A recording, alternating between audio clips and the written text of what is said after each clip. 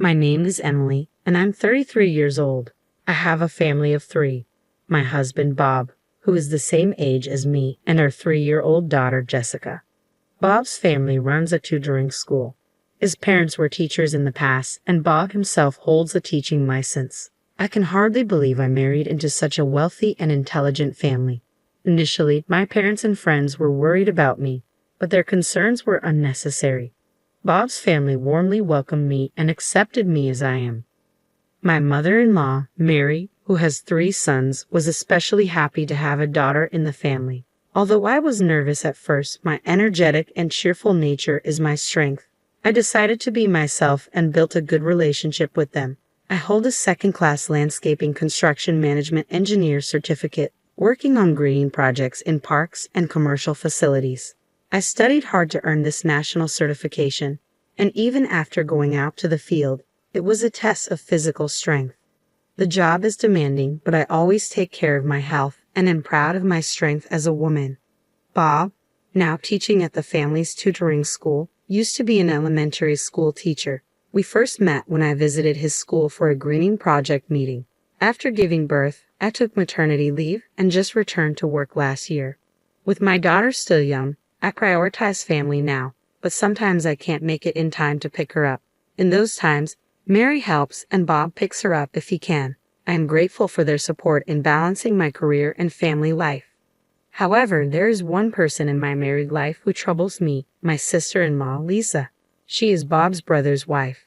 Bob is the second of 3 brothers, with the youngest being single. The eldest son, Jacob, is married to Lisa, who is mainly a housewife but also helps with the tutoring school's accounting and administration. She seems to plan on sending her 5-year-old son to a private elementary school. From the first meeting at my in-laws' house, I knew she had different values and ways of thinking from mine. Petite, always well-dressed and smiling. I initially thought she was lovely, but she turned out to be two-faced. One time, while helping in the kitchen, she changed her demeanor when Mary left. "Can't you do something about your dress?" she snapped, her voice and demeanor so different from her usual self. "You're always wearing scruffy, dirty-looking clothes. Don't you see you're the odd one out here? It's embarrassing for me." "Well, I need to move easily. My daughter is still small, and I have to chase her," I replied. "I have a child too, you know." She sighed dramatically, about to say more but reverted to her usual self when Mary returned. "What were you two chatting about so animatedly?" Mary asked. "Oh, just some parenting talk," Lisa said, her voice instantly changing. Amazing how she switches personalities like a sensor that changes her demeanor when Mary appears, I thought. "Really?" Mary asked, looking at me. "Yes, just talking about our kids," I confirmed. Lisa nodded in satisfaction at my response. I'm not scared of slender Lisa or anything, but I didn't want to make a fuss over such petty remarks or worry Mary unnecessarily. Some of my friends struggle with mother-in-law issues. It's commonly heard that mothers-in-law can be a source of stress. Compared to that, I'm lucky to have a kind mother-in-law who supports my work. I thought I could handle Lisa's snide comments, but she continued to belittle me whenever we met. Once, while traveling for work, I ran into her chatting with 2 or 3 other moms. We made eye contact, and it would have been strange to ignore her. "Hello, Lisa," I said with a smile. "Oh, hi there," she replied. I was in a hurry, so we only exchanged greetings, but later that night, she called my home. "What were you thinking?" she exploded as soon as she realized it was me on the phone, without even a greeting. "What are you talking about?" "About this afternoon. Don't approach me looking like that. How can you walk around in those work clothes? Unbelievable. We all saw you. It's normal to dress nicely even without a special occasion. All those moms are preparing their kids for private school admissions. You're from a different world." It was so embarrassing, she ranted on. "Well, I was working, so those were actually my work clothes. That doesn't matter. Just don't talk to me in public anymore. It's embarrassing." "But isn't that weird? We're family, after all." "That's what I've been saying. You were classless and not suitable for our family, and I never thought of you as a sister, even if we're related by marriage." She hung up abruptly, leaving me stunned. Did she really need to call just to say that? Her snide remarks continued at family gatherings, but what's worse was she only showed her true colors when we were alone. She dresses nicely, the sophisticated wife of a wealthy family. She must love that image of herself. I don't mind that, but I don't understand why she feels the need to attack me for not fitting her taste. Sure, she always wears nice clothes, bags, and accessories, but how does she have so many? Maybe Jacob just lets her buy whatever she wants. Her quiet husband probably doesn't know her true nature. That's just how she is. I hadn't told Jacob or Mary, but I'd been feeling stressed out, so I informed Bob.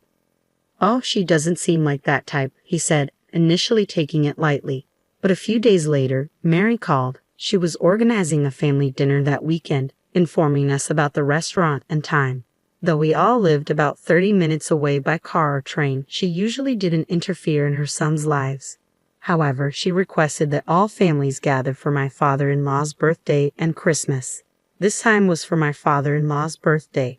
We got a private room at his favorite high-end restaurant. It's our first time there as a whole family, but it's really delicious, so look forward to it. Yes, I'm looking forward to it, I said, excited. I dreaded meeting Lisa, but tried not to let it show. You sound a bit down. Is work keeping you busy? Mary asked. No, I'm fine, really, I replied quickly, trying to reassure her, though my voice might have betrayed some reluctance. Emily, if there's anything troubling you about our family, you can tell me, she said gently. No, there's nothing. Your help with our daughter when I work late is always appreciated. It's not about your family.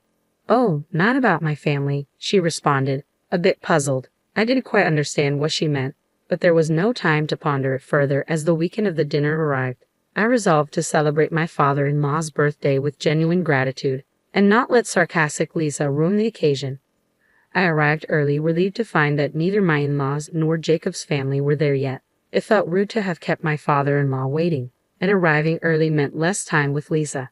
Soon after, Jacob's family arrived. Hello, long time no see, Emily, Jacob greeted me. Hello, Jacob. It's been a while, I replied, exchanging polite greetings. As Bob and Jacob started chatting, Lisa approached me, looking me over from head to toe before letting out a sigh. What's with that outfit? You should dress better for a high-end restaurant like this. How many times do I have to tell you? She whispered, her usual insults cutting through the air. Why did she have to say that on such a happy occasion? I forced a smile and responded, I chose a dress today, considering the occasion. Is it odd? It's not a high-end brand, but I can't believe you chose to wear such cheap things. With your square shoulders, the dress doesn't suit you. And you're only wearing your wedding ring. Bare nails and rough hands too, she continued. My work doesn't allow for manicures. Aren't your long nails inconvenient for housework? I countered, keeping my voice steady.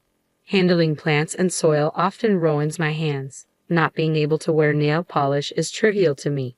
My muscular physique was a result of my hard work in landscaping, something I was proud of. I was proud of my work, but her mockery made me retort, What are you saying? I don't do housework. Her voice grew louder, angered by my response. I can't stand you. Despite my kindness and advice, you never listen to me. You even defy me. I can't be associated with someone as crude as you. She was losing sight of her surroundings in her anger. Today is a celebration for our father-in-law. Please don't concern yourself with me, I said, trying to stay calm. You're the one ruining it. You're the one who doesn't fit in this family. I've been saying this. I can't dine with someone so shabby. You go home. What? Why should I go home? This is Mary's event, and you're the one causing a scene, I replied, staying firm. I'll address your concerns about me later. I have things to say too, but not now. Why are you talking back to me? Leave? Didn't you hear? Better yet, get out of this family altogether, Lisa demanded, her voice rising. Just as Bob approached in response to her raised voice, it happened. The one who should leave is you, came a calm yet authoritative voice. The door of the private room smoothly opened, and Mary quietly entered. Though she was a lady, her entrance was reminiscent of a samurai ready to deliver judgment. Who would be the one to be cut down with her sword of words? Of course, it wasn't me. Next, my father-in-law and Daniel, the youngest son, entered, and then Mary closed the door. Oh, Mary, Paul. Lisa, who had been heated up, seemed to remember where she was and what kind of gathering this was. She opened and closed her mouth, unable to continue her words smoothly. What did you say just now? Anyway, everyone please sit down, Mary said in a calm voice, but with an undeniable force that everyone obeyed. The unspoken lines of one mocking someone's job, Plenty of indecent sarcasm and the ugly daughter-in-law of this world replayed in my mind, capturing the atmosphere. It seems we have to talk before the birthday party. Honey, sorry about this, Mary said to my father-in-law, who nodded in agreement. Then Mary turned to face Lisa.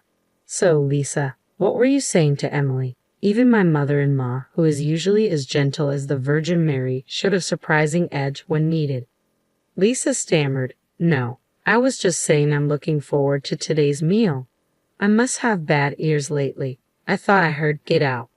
No, that was just. We had a little argument. It was a joke. I didn't mean get out. Lisa tried to control her emotions, forcing a smile as usual. An argument. What was the reason? It seemed like you were the one doing all the talking. Since when have you been bullying Emily? Mary's eyes bore into Lisa, making it clear she had heard everything from the corridor. Bullying? No, I was just advising her on manners and clothing as a senior daughter-in-law of this family. It didn't seem like advice. After all, everyone is free to wear what they want as long as it's not disrespectful. Emily wasn't dressed oddly at all, but wearing non-branded clothes to such a fancy restaurant and her makeup and accessories being so plain. Lisa trailed off, clearly flustered. Mary sighed. Lisa, we don't judge people based on their clothes or accessories. We judge them by their character. And I think Emily's character speaks volumes more than any brand name could. The room fell silent, and the weight of Mary's words lingered. I thought it'd be embarrassing for you, Mary and Paul. Enough already, Lisa retorted. Oh, Mary scolded, and I involuntarily shrank my shoulders along with Lisa. The husbands and father-in-law, knowing how scary she can be when she's angry, didn't seem surprised. They were busy taking care of the children, showing them picture books and talking to them. The one who should be embarrassed is you, Lisa, Mary continued. What? Lisa looked taken aback. I noticed something was off when you two were together here. At first, I thought you were talking amicably. We were just talking normally, weren't we? Lisa glanced at me with different eyes, but I didn't meet her gaze. Let me tell you, Emily never tattled to me. You could have changed your attitude, but instead, you escalated things, Mary said, her voice firm. Lisa was becoming flustered, but Mary pressed on. Also, you always wear beautiful clothes and have many bags. Yes, I always make sure I'm presentable wherever I go, Lisa stammered. Where does the money for all that come from? Mary asked, catching Lisa off guard. Lisa froze. Well, of course she began, but Mary interrupted. You help out with the accounting and administration of the tutoring school, and of course, you get paid for that. Even if my son said you could use that money freely, it doesn't seem enough for all those brand clothes and bags. Well, that's because, Lisa tried to explain. Are you using the household money as you please for your own desires? Mary questioned, her tone sharp. No, that's not, Lisa protested. It's true then. That makes sense, Mary concluded, crossing her arms. I was also curious about where the money was coming from. I had thought Jacob was just generous, but maybe he just left the household finances entirely to you. Still, he should have checked a bit more, don't you think? Maybe he trusted you because of your performance as a good wife. But that makes me feel sorry for Jacob. Lisa looked down, unable to respond. Spending money like water and talking about private school exams. You've been saving properly for your son's education, haven't you? You're not expecting us to pay for it, are you? Of course not, but he is one of your adorable grandchildren, after all, Lisa muttered. True, and we do love our grandchildren. We'd like to help with educational funds, Mary acknowledged, her voice softening slightly. When necessary, that's right, isn't it? You get that if you leave our house, Mary stated firmly. What? No, Mary, there's no need for that. I apologize for telling Emily to leave. Lisa's tone was suddenly contrite. Emily, she continued, using my name for the first time, you'll forgive her, right? We're sisters after all. Sisters, I replied, keeping my voice steady. Only as long as you're my brother's wife. Shall I repeat what you said? Mary signaled with her eyes for me to continue, so I did. You said you didn't want to become family, even in-laws, and that you never considered me a sister. Lisa made a strange noise, taken aback by my words. It's not just a matter of the household finances, Mary interjected. You've been dipping into the school's funds, haven't you?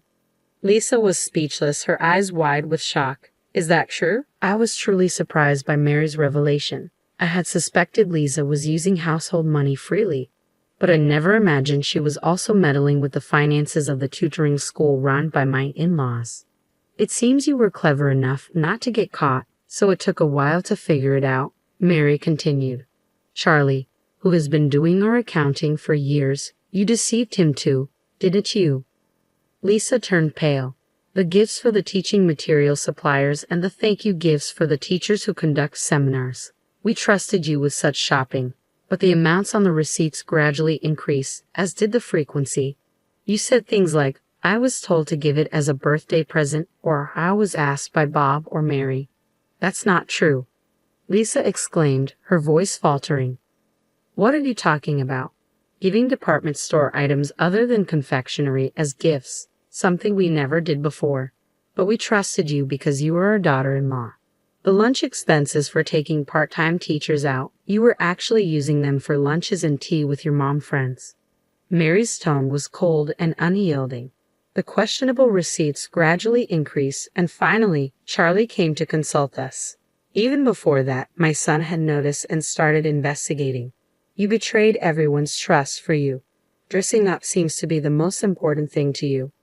No, it wasn't me, Lisa said, her voice faint. She looked at Jacob for support, but he only gave her a cold stare. If what's been said is true, that's only natural. Emily is the opposite of you. Sure, she's a bit indifferent to fashion, but she puts her family and work first, putting herself second. You mocked her job without really understanding it, but being a landscape construction manager is an impressive qualification. She must have studied hard to earn it.